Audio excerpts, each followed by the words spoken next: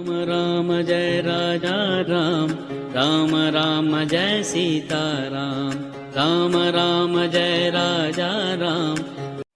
जय साई राम. जय गुरु देवदत्ता. गुरुर् ब्रह्मा गुरुर् विष्णु गुरुर् देवो महेश्वरः. குரு சாட்சாத் பரபிரம்மா தஸ்மை ஸ்ரீ குரவே நமஹா. ஸ்ரீராம விஜயம் பாகம் 1. பிரம்மதேவரின் மகனான புலஸ்தயர் என்னும் ரிஷி, அதாவது சப்த ரிஷிகளில் இவரும் ஒருவர், தேவவர்ணி என்பவரை மணந்தார். இவர்களுக்கு பிறந்த மகனின் பெயர் வைஷ்டவர். பாரத்வாஜ ரிஷியின், அதாவது இவரும் சப்த ரிஷிகளில் ஒருவர், மகளை மணந்த வைஷ்டவருக்கு பிறந்தவர் குபேரன். பிரம்மா லங்காபுரி என்னும் நகரை நிர்மாணித்து அதனை குபேரனுக்கு கொடுத்தார். குபேரன் லங்காபுரியை ஆண்டு வந்தபோது பாதாள லோகத்திலிருந்து பிராமண வடிவத்தில் வந்த ஒரு ராட்சசன் குபேரனை கண்டு பொறாமை அடைந்தான்.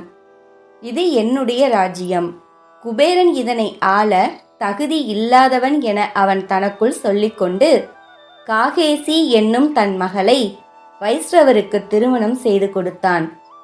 இவ்விருவர் மூலம் பிறக்கும் குழந்தைகளை கொண்டு குபேரனை லங்கையில் இருந்து விரட்டியடிப்பதே இதன் நோக்கம். வைஷ்ணவரின் மூலம் காகேசிக்கு ராவணன், கும்பகர்ணன், விபீஷணன் என்னும் புத்திரர்களும் தாடகை, சூர்பனகை என்னும் புத்திரிகளும் அரச குழந்தைகளாக பிறந்தனர். ராவணனும் அவனது சகோதரர்களும் கோகரணம் என்னும் இடத்திற்கு சென்று கடுமையான தவம் இயற்றினர். ராவணன் சிவனையும், கும்பகர்ணன் பிரம்மனையும், விபீஷணன் விஷ்ணுவையும் குறித்து தவமிருந்தனர். இவர்கள் செய்த தவத்தால் மிகவும் மகிழ்ந்த பிரம்மதேவர் அவர்கள் முன் தோன்றி வேண்டிய வரங்களை கேட்குமாறு ஆசீர்வதித்தார்.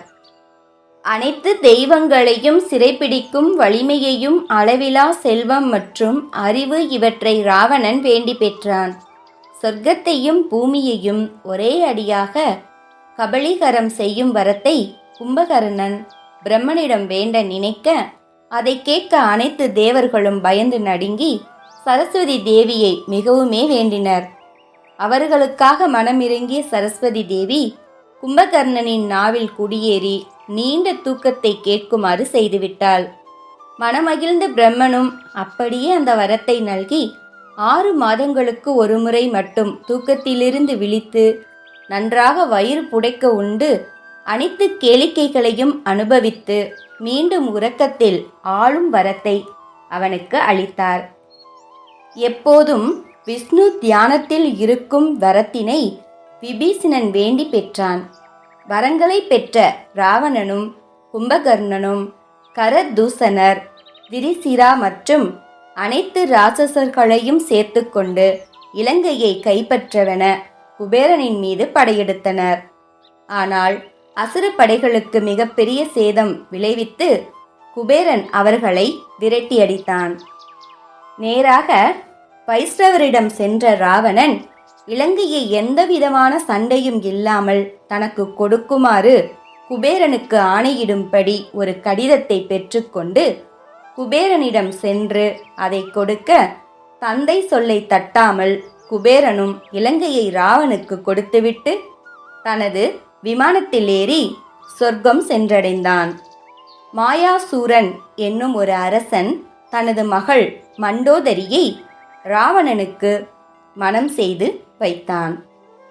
மகாபலியின் பேத்தியான பிர்கஜவளா என்பவளை கும்பகர்ணன் மணமுடித்தான். கந்தர்வன் ஒருவனின் மகளான சர்மை என்பவளை விபீஷணன் மணந்தான். எல்லா தேசங்களையும் ராவணன் வென்று ஏராளமான அந்தணர்களையும் பசுக்களையும் கொன்றழித்தான். குபேரனை வென்று அவனது திரவியங்களை கொள்ளையடித்தான். அனைத்து மக்களையும் வாட்டி வதைத்தான். அவனுக்கு 8000 மனைவியரும் 1,00,000 பிள்ளைகளும் 1,20,000 பேர பிள்ளைகளும் இருந்தனர். 18 அக்சினி இசை வல்லுநர்கள் அவனை தினமும் தங்களது இசை புலமையால் மகிழ்வித்தனர். எல்லா அரசர்களும் அவனுக்கு அடிமைகளாயினர். அவனது ராஜசபையில் தினமும் 8000 விளக்குகள் ஏற்றப்பட்டன.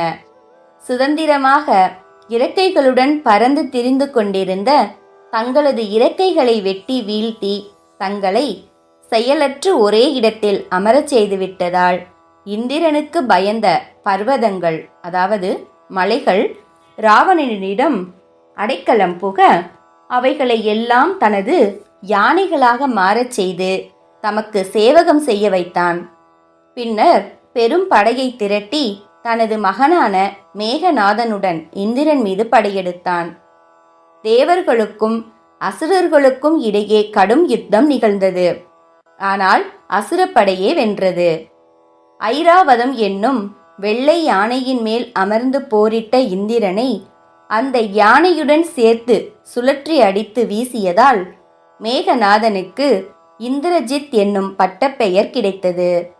அனைத்து தெய்வீக கடவுளரும் அடிமைகளாக ஆக்கப்பட்டு தனது இராஜாங்கத்தில் ஊழியம் செய்ய வேண்டும் என்னும் நிபந்தனையுடன் விடுவிக்கப்பட்டனர். இந்திரன் சமையல்காரனாகவும், சந்திரன் ராவணனுக்கு கொற்குடை பிடிக்கும் சேவகனாகவும், அக்னி சலவைக்காரராகவும், கபஸ்தி என்பவன் அவனுக்கு பணியாளனாகவும், பிரகஸ்பதி என்னும் தேவகுரு அவனது சபையில் அரசு வழக்கறிஞராகவும், பிரம்மன் புரோகிதராகவும், நாரதர் தம்புராவை மீட்டி எப்போதும் அவனை மகிழ்விக்கும் இசை பாடகராகவும் நியமிக்கப்பட்டனர். சிவனை ஆராதித்து அவருக்கு மிகவும் பிரியமானவனாகி அவரது அருளால் 10 தலைகளும் 20 கைகளும் பெற்றான். தமக்கு கிடைத்த இந்த பெருமைகளால் கர்வமுற்ற ராவணன் ஒரு நாள் தமது விமானத்தில் ஏறி சிவன் உறையும் கைலாயத்துக்கு சென்றான். சிவனாரின் வாயிற்காப்பாளரான நந்தி தேவர் ராவணன் கைலாயத்திற்குள் நுழைவதனை தடுத்தார். தான் அவமானமுற்றதை பொறுக்க முடியாமல், நான் உன்னையோ அல்லது உனது தலைவனான ஈசனையோ கிள்ளுக்கீரை என மதிக்கிறேன் என ஆணவத்தில் பிதற்றியபடியே நந்திதேவரை தாண்டி கைலாயத்திற்குள் பிரவேசிக்க முயன்றான். இதை கேட்ட பரமேஸ்வரன், ஒரு மனித பிறவியும் குரங்குகளுமாக உன்னை போரில் அழித்து கொள்ளட்டும் என ராவணனை சபித்தார். சாபத்தை வாங்கிய ராவணன் மேலும் கோபம் அடைந்தவனாகி சிவனார் அமர்ந்திருந்த கைலாசத்தை இலங்கைக்கு கொண்டு செல்ல நினைத்து தன் கைகளால் பெயர்த்தெடுக்க முயன்றான். பரமசிவன் தனது கால் பெருவிரலை ஊன்றி கைலாச மலையின் கீழே நசுக்குண்டு 1000 ஆண்டுகள் வதையுறும் வண்ணம் செய்தார். அப்படி கிடந்த அந்த நேரத்தில் ராவணன் அலறி துடித்து சிவனை பலவாறுமாக துதித்து தன்னை விடுவிக்குமாறு வேண்டினான். மனமிறங்கிய சிவன் அவனை விடுவித்தார். இங்கு முடித்து அடுத்த பாகத்தில் தொடரலாம். ஜெய் சாய்ராம். ஜெய் குரு தேவதத்தா. ஜெய் ஸ்ரீராம்.